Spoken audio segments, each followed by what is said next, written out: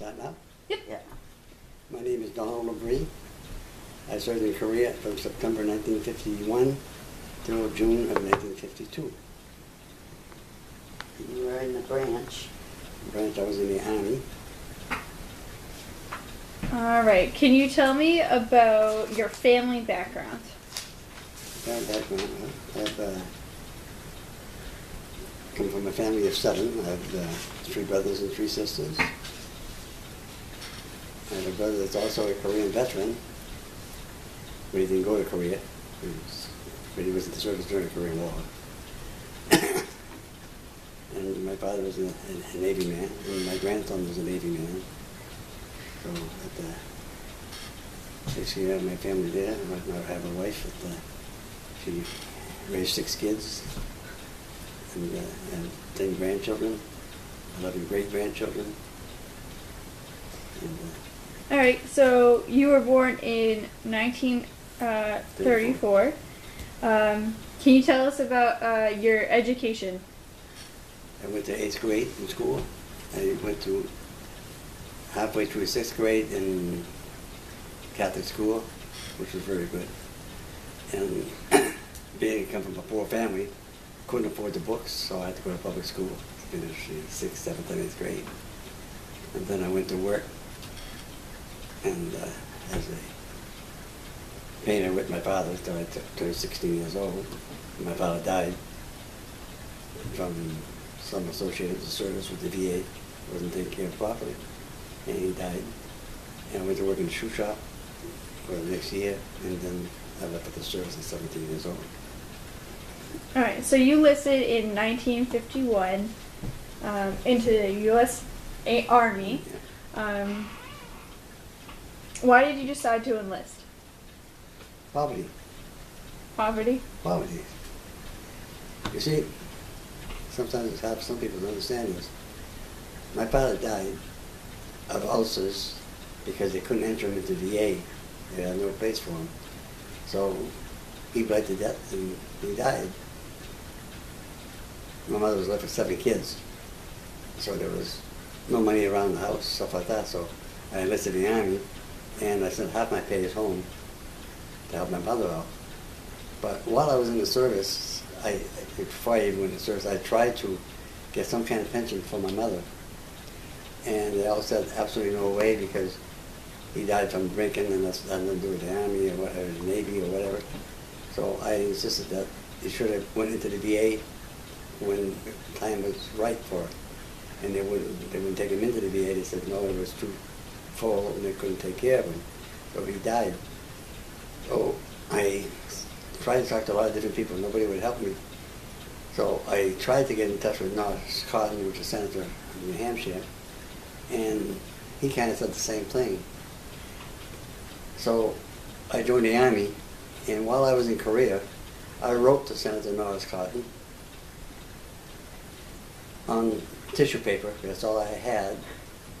I had no writing paper or anything, but I did have some tissue paper, so I wrote him a letter telling them that it's too bad that my country couldn't take care of my father or my mother that was left with 7 children. Yeah, I'm again fighting for my country that I love, but they couldn't help my father. Well, they turned around and they gave my mother a pension. You know, somehow got through the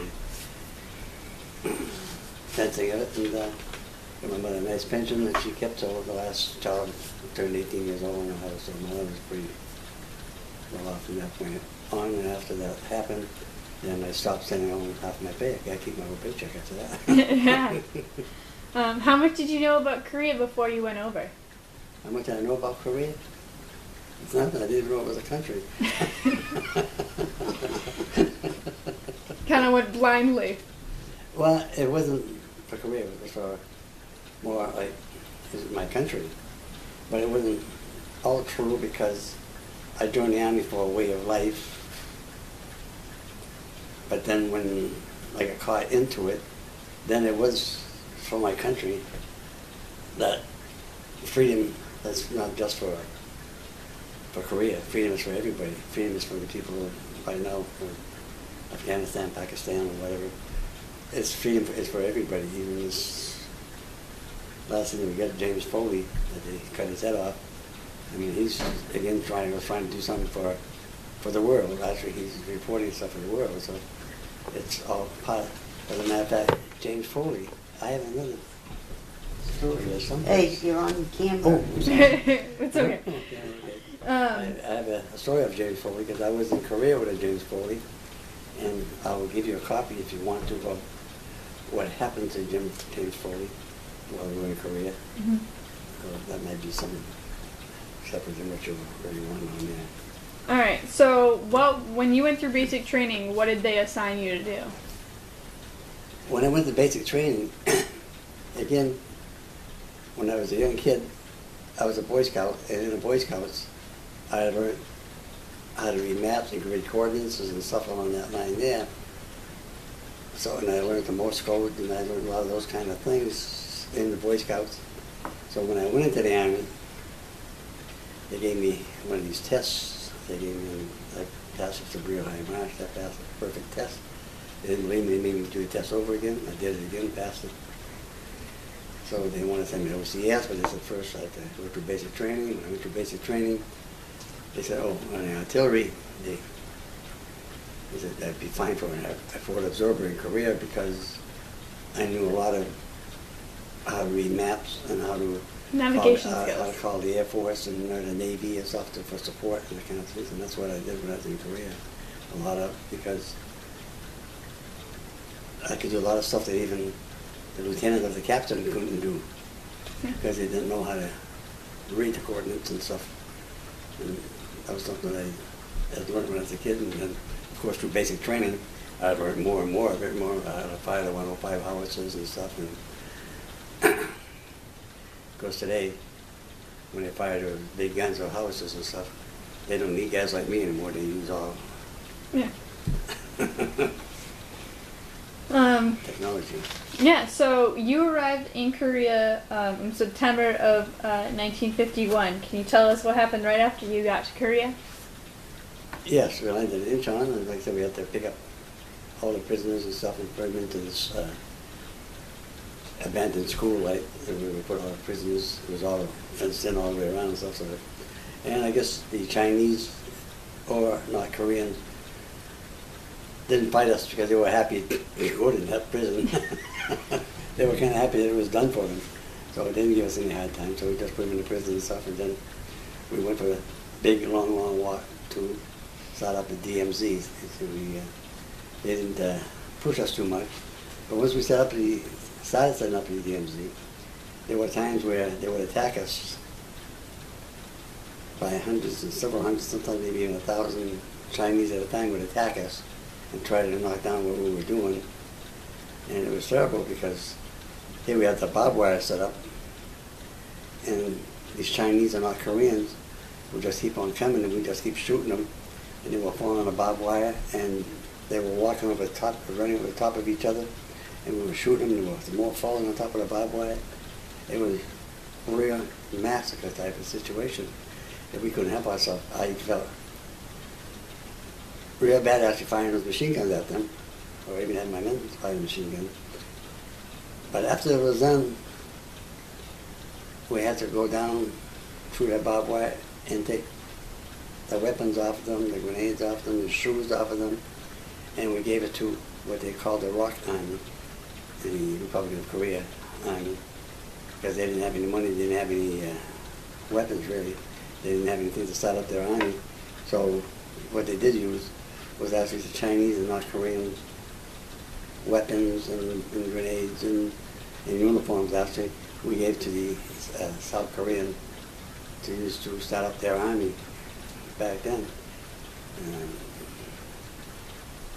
Sometimes I would look at these dead Chinese and North Koreans and tears would come down my eyes for them. They were the enemy, but they were human beings. I would say, you know, yeah, this guy, he's got a mother, a father, a girlfriend, a wife, maybe he's a father or somebody. He's a somebody to somebody. Every person that dies in the war is somebody to somebody. They're not just enemies. They are people. They're real. So I always kind of felt that about all day. Yeah. So you had a hard But- time compartmentalizing. That's right. But when you have to shoot them, Yeah. you have to shoot them. You have no choice. It's not a matter of, you're not going to do this, you got to do what you got to do. You got to do it, you do it.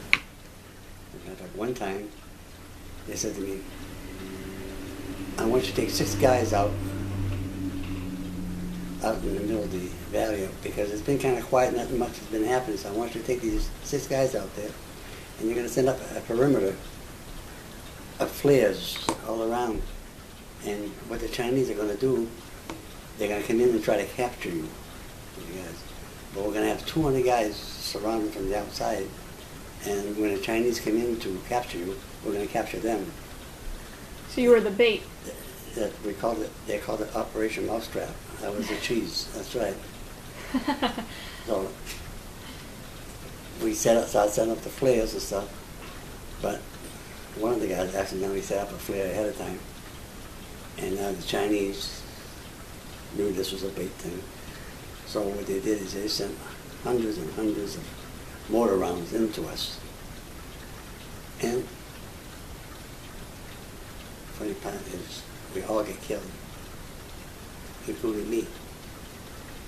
They took us all, the 200 guys that came in, they put us on stretchers and stuff, and they brought us all back in, and they put us in one of those bunkers there. They thought we were dead, all of us. But it wasn't. What happened is all the explosions that were going on, the other guys got killed, but what happened to me, I was just like dead because I had no more pulse. I had no movement, nothing. They couldn't feel anything. They couldn't feel a heartbeat. They couldn't feel anything. So they threw us all in that. They continued the fighting. They put us in one of those holes there until they could get the trucks to come get us. So they say it was a couple of days. They told me I was in there. And I came out, and they couldn't believe I was still alive. So then they went out and checked all the others. The others were all dead. So it wasn't meant to be for me to be dead at that time. But what happened is, I can still hear, but sometimes I can't make out. From my ears to my brain, there's something missing that doesn't. If I turn around and you two start talking, hey, about that thing, that's all right. If you start talking, I can't understand what you're saying if you change the subject. As long as I know what the subject is, like, You can pick my it brain- apart. my brain will tell me what we're talking about. But if for some reason or other that cuts off, I can hear very well, but I can't make out what people are saying. I can't make out any kind of songs. I can't make out the words. Even when they're singing words, I can't make out what the words are because, or I can't watch comedians because I can't understand the punchline. Because the punchline, what makes it funny is it's different. So it's different. If it's different, my brain will tell me what it is. Interesting. So that's what happens as far as my brain is concerned.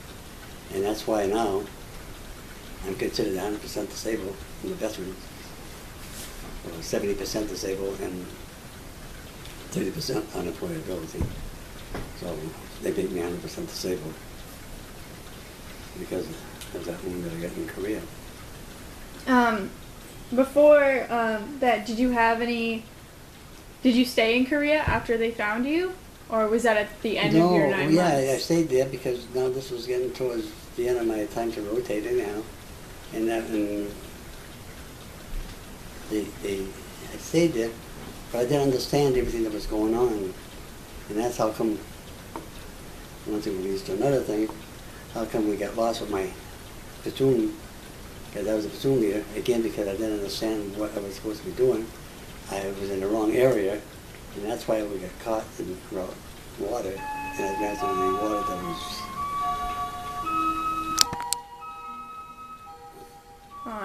What's that?